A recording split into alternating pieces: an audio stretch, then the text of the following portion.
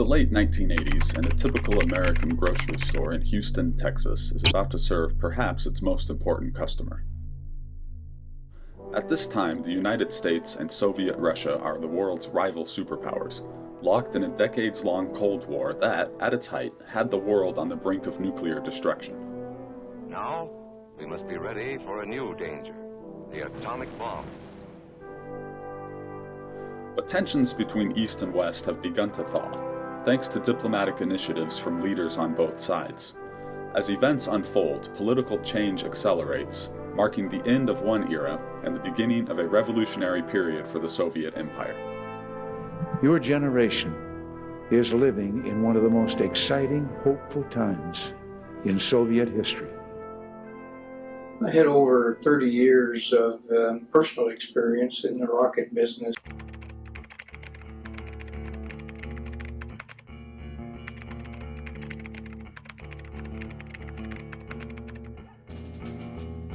The INF Treaty is between the Soviet Union and the United States. We did under contract for the U.S. government for actual destruction of the missiles that this treaty had indicated we would destroy. We had Russians who were here in Marshall, Texas for 3 years. They were here to verify that we destroyed the number of missiles that we had agreed to in the treaty. We would normally, on weekends, would show them around the area. One of the first things they would ask us is, can we go to a car dealership and see your cars? Winning the world over. We're winning the whole world over. Have you driven a Ford lately? All the models that we have and all the colors that we offer, and they just could not comprehend the choices that we had, and of course that reflects our freedom. Factory to dealer incentives, finance help, immediate delivery. You know, there's a 10-year delay in the Soviet Union of delivery of an automobile. And you go through quite a process when you're ready to buy, and then you put up the money in advance. And this happened to a fella, and he laid down his money, and then the fella that was in charge said to him, okay, come back in 10 years and get your car. And he said, morning or afternoon?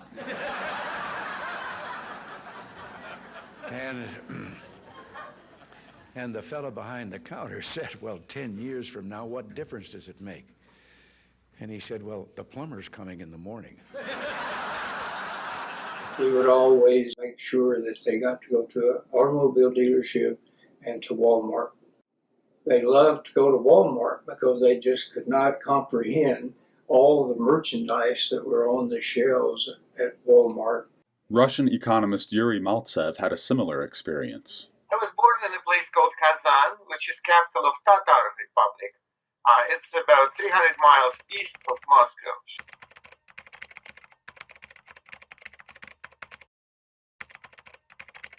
Well, I defected from Soviet Union in 1989. I went on a business trip to Finland and then missed my train and ended up in Kennedy Airport in New York.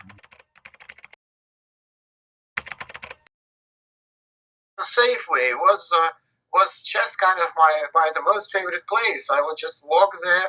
Also in Washington in the summer, it's very hot. The Safeway is so well ventilated and air conditioned, and just to see all this varieties was amazing.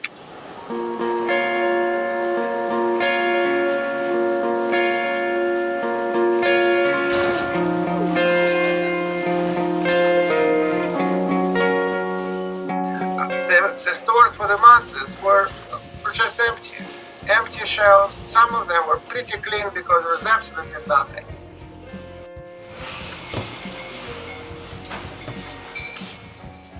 Why did the Soviet Union, a continent-spanning superpower with massive industries, brilliant scientists, and abundant natural resources, have so much trouble stocking its grocery store shelves? The problem was in Soviet Russia's socialist economic system. Despite big promises of a workers' paradise, it turned out that socialism quite literally could not deliver the goods. But before we consider how and why things went so wrong in Russia, let's take a look at a market-based economy to see how they can go right. There are many things to like about the American free enterprise system, but one thing stands out: prices. It seems hard to believe, but communist economies did not rely on prices, at least not true market prices based on supply and demand. Free markets mean there are prices for all goods, and prices change when conditions change. For example, let's say I'm an orange farmer. Here are my oranges. Now, let's say there's a frost or tree fungus. I can't grow as many oranges. When I go grocery shopping, I'll see that oranges are more expensive and buy fewer of them. Other consumers will have a similar response. Together, we buy less when prices rise, keeping the orange market in equilibrium. There's no shortage of oranges because the market, through price changes, continually balances supply and demand. The Communist Central Planning Authority strictly controlled prices of all products in an attempt to manage the economy from the top down.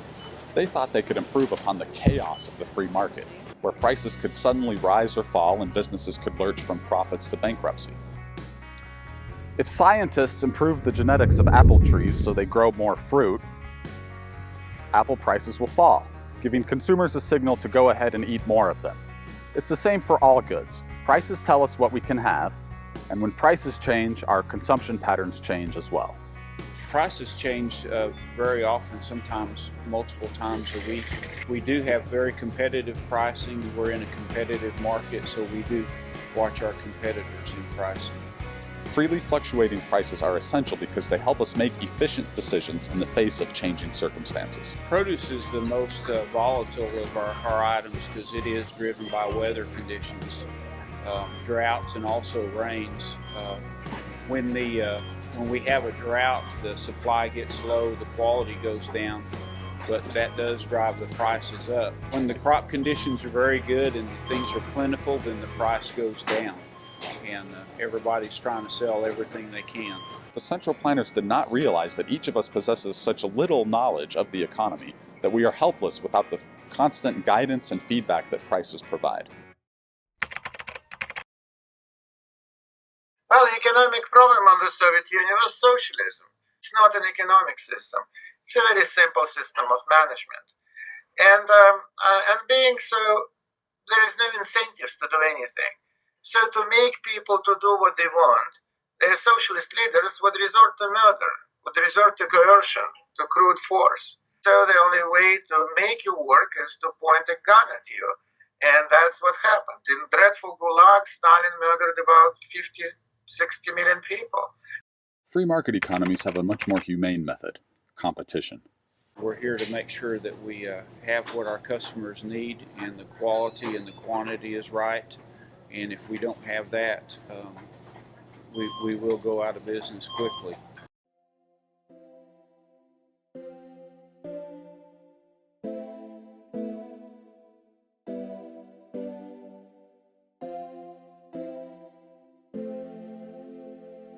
The Soviet Union lacked the robust competition that we're accustomed to in the free market system, and it showed in their dismal economic results. Why, they might ask, should there be 20 varieties of laundry soap? Far better, they thought, to centralize production in one location where the managers would be ordered to apply the most efficient known production methods. But our fallen human nature means we can't always be trusted to do the right thing. We need the right kind of motivation to daily apply ourselves and give our best effort. You never can make people work for somebody else for free. And that was the most important. The absence of economic calculation, absence of any economic incentives, absence of the price system. What happens? That not only means of production, not only all factories, land, plants, everything else is nationalized. People are nationalized. They became slaves of their own government. So what about that grocery store in Houston and its very important customer? Boris Yeltsin toured the United States in 1989 as part of a Soviet-American exchange program.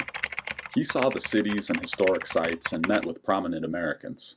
But these were not what impressed him most about the free world.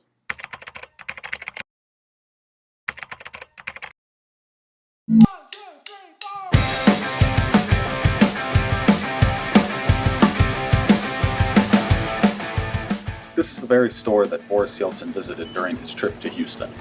Why would such an important, powerful person want to go grocery shopping? Didn't he have people to do that for him? I suspect that Yeltsin had heard fantastic stories about America and wanted to see if they were true. When he spotted this store on the way back from the Johnson Space Center, he asked to stop so he could pop in and see for himself. What Yeltsin and his comrades saw here shocked and amazed him. So much food. In other words, the food shopping experience that Americans could take for granted as an ordinary, everyday occurrence. But Yeltsin and his crew were amazed by this because things were very different in the Soviet Union. They really enjoyed seeing the differences between their country and our country and our people, because it was really eye-opening to them. Because I work for the government, I had access to this special store. However, that store would resemble anything close to the regular United States supermarket. Indeed, Yeltsin noted to reporters that even elite members of the Politburo, the highest-ranking officers of the Communist Party, did not have access to this array of foods that all Americans could get any day at affordable prices at stores like this. The more socialism you have, the less goods on the shelves, the less freedom people have. Because what is freedom? Freedom is choice. In the United States, unfortunately, many people do not realize that, and they are giving their freedom, they are giving their choices. They think that the big government can be helpful. You cannot centralize information. I even don't know what I'll do after this interview. So how would a planner in Washington, D.C., or somewhere else would know what do I need, what do I want? Although he had no formal training in economics, Yeltsin's experiences taught him that socialism was fatally flawed. Less than 2 years after his trip to America, he played an instrumental role in the dissolution of the Soviet Union. By the end of 1991, the Soviet Union had ceased to exist. The Cold War was officially over, and Yeltsin was the first democratically elected president of the new Russian Federation. Many Russians today, they have access to World Wide Web. Many of them have cars. Today's Russians live much better, much better than they lived under Soviet socialism. Over the coming years, a crude form of a free market economy would develop, but the transition was painful and uneven. Russia is still a long way from full democracy and truly free markets. There's a lot of free marketeers, libertarians, conservatives among Russian intelligentsia. However, definitely Mr. Putin doesn't like that. So that's why these ideas are not as widespread as they could be. So I would say that Russia is emerging as a fascist state, because it's a big government deciding everything for people. It's a government which is a menace not only to its own people, but to its neighbors and to us in the United States. Boris Yeltsin died in 2007, leaving a mixed legacy. But his experience grocery shopping in Houston that day played at least a small role in shaping the future of the world. I had the dubious pleasure of working with Mr. Yeltsin for half a year, and he used to say that to get rid of communism, you need to walk the whole population of the Soviet Union through a department store or grocery store in the West.